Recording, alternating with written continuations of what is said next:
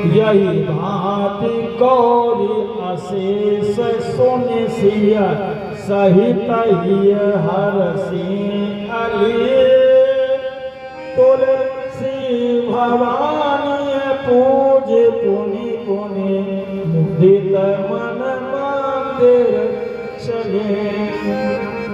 यही भांति गौर आशीष सुनी। गौरी मैया के मुख से स्पष्ट आशीष मैया ने सुना। यही भांति गौरी आशीष सुन कि अबे तक तुम्हारे मन में था कि हम गोरी हैं इसलिए गोरा पति मिले, लेकिन सांवरे को देख करके अब गोरा भूल गए, अब सांवरे को है? तो भैया ने स्पष्ट वरदान दे दिया, मन जाई राचो मिले सो पर सहज सुंदर।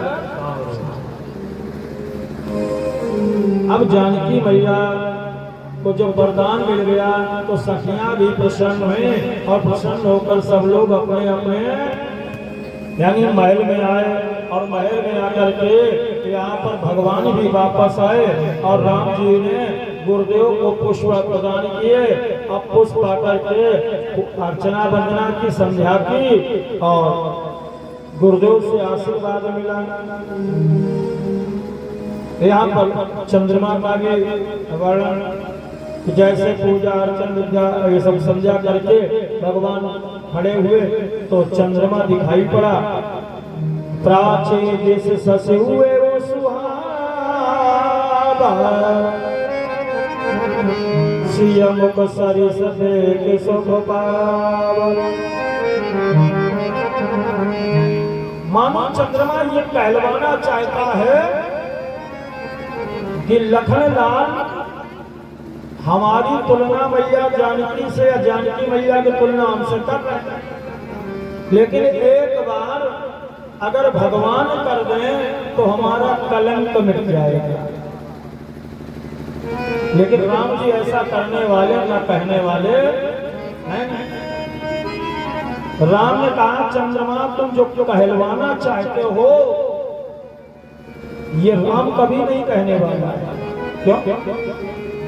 कि जन्म सिंधु पुनि पंदु विश्व, तुम्हारा जन्म समुद्र से हुआ है और समुद्र से ही जहर भी पैदा हुआ, तुम्हारा भाई है। जन्म सिंधु पुनि पंदु विश्व दिन मलिन सकलन कलंक है। सीएम को समता पावतिन चंद्र बाबू रंग। और तुम सीता से अपनी तुलना करवाना चाहते हो, ये नहीं हो पाएगा। अब दो पंक्तियां हम आपको हम सबने खूब राम लीला में खूब सुनी है, केवल दो पंक्तियां। राम जी ने क्या कहा? क्या मैं जानता नहीं हूँ चंदा तेरी कहानी, सबका करेगा कैसे सिया रूप की है रानी। मैं जानता नहीं हूँ नहीं हूँ चंदा तेरी कहानी, सबका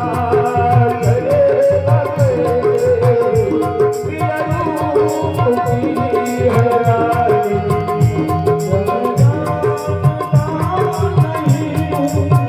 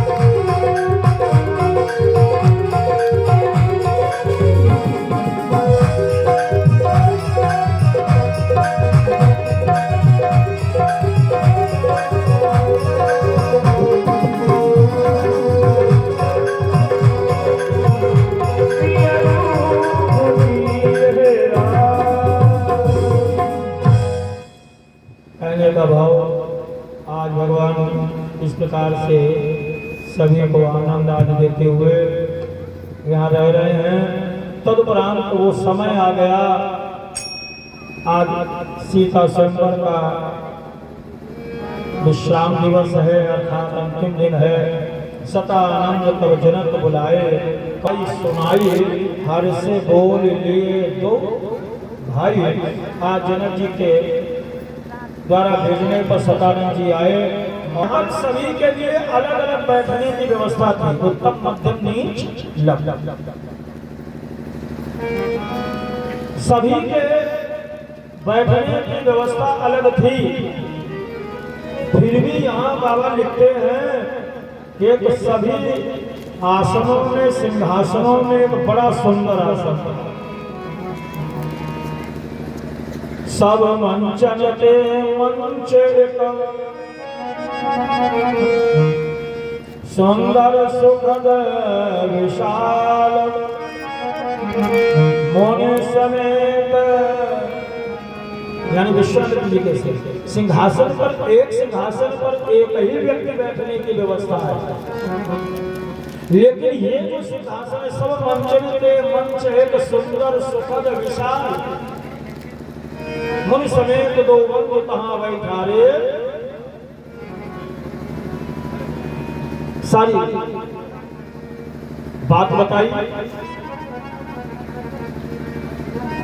और सेवकों के द्वारा ये घोषणा करवाई गई कि जो इस आयुध को, जो अजगर को उठाएगा, चढ़ाएगा, तोड़ेगा, उसी के साथ में हमारी जाने का विधान होगा। यहाँ अपने अपने रूप में भगवान को देख रहे हैं, इसकी जो भावना है उस रूप में भगवान दर्शन दे रहे हैं कि देखई रूप महारण धीरा। क्यों मन हो वीर रस धरे शरीरा, रहे असुर छल छोन पवेशा, इन प्रभु प्रगट काल सब देखा। क्यों मन जाकी रही भावना जैसी, प्रभु मूर्ति देखी तीन कैसी। इस प्रकार से सभी अपने अपने भाव से भगवान का दर्शन कर रहे हैं। इसका जैसा भाव है, आज जनक जी ने सारी कथा सुनाई, कल विनती ने जी कथा सुनाई। तदुपरांत श्रद्धालु भक्तवृंदों, यहाँ पर रावण भी आया, बाणासुर भी आए, तमाम राजा, राजकुमार, देवता, नया गंधर्व सभी वेश बदल बदल करके रंगभूमि में पधारे हैं, अपने अपने प्रभाव को दिखाना चाहते। रावण आया तो बाणासुर भी आए। बाणासुर क्यों आए? जबकि तीनों रावण, जनक, बाणासुर ये सब भगवान शंकर के शिष्य हैं और एक गुरु के जितने शिष्य हैं सब आपस में गुरु भाई कहलाते हैं। और जब गुरु भाई हैं तो एक की पुत्री का विवाह है तो दूसरा की भी तो वो पुत्री के समान है। बाणासुर सिर्फ और सिर्फ इसलिए आया, देखा बाणासुर ने कि रावण जा रहा है, रावण जा रहा है, योगी राजशीलक ध्वज हमारे गुरु भाई हैं, अतः उनकी पुत्री का विवाह है और वहां पर ये जाकर के कहीं उत्पात न मचाए। अगर इसने जाकर के उत्पात मचाया तो पुत्री के विवाह में मैं अड़चन नहीं पैदा होने दूंगा, इससे मैं निपट लूंगा। इसलिए बाणासुर बात युद्ध हुआ आपस में। अंततः जब रावण ने कह दिया कि मैं धनुष तोड़ने के लिए नहीं आया,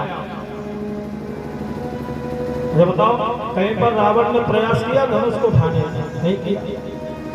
क्या उठा नहीं सकता था? जो भगवान शंकर को कैलाश पर्वत के सहित उठा सकता है, चलत दशानन डोलत अवनी गर्जत गर्भ श्रवण सुर रवने, तो का धनुष नहीं हिलता। और यहां लिखते हैं तिल भर भूमि न सके छड़ा। रावण आया था सिर्फ और सिर्फ ये देखने के लिए कि इस धनुष को तोड़ने वाला इस सभा में आया है कि नहीं आया। और जब रावण से चला गया, राम को देखा रावण ने। रावण ने कहा क्यों भाई आ गए हो? तो राम जी ने भी कह दिया आ तो गए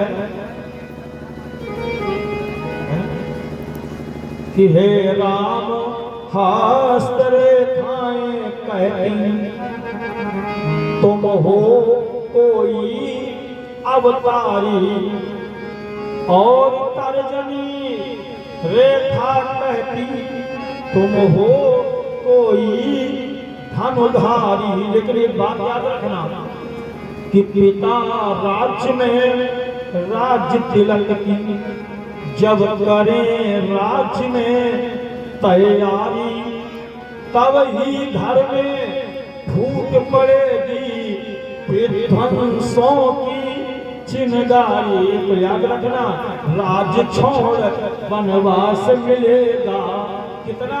14 वर्षों का। अकेले नहीं, नारी सहित 100 मित्र सहित वन पथ के बनोगे वन पथ का। तो हे राम, वन में भी सुख नहीं मिलेगा, कुछ ही दिन सुख से बीते, फिर आवे का संकट भारी। क्या कहे किसी निशाचर की माया से हरी जाए वन में नारी, तो वन भटक भटक दुखारी होगे, किंचित न चैन तुम पाओगे। लेकिन एक बात बता दे रहा हूं, हे राम हस्त रेखाएं कहती विजय अंत में आओगे। राम ने कहा तुम मां के पैरों में सीधा बता दें। कहने का बताओ, कहा हम तुम्हारे लिए तो आए हैं कि मैं है तो तुम्हारे 10 कंधर इस अवन तल पर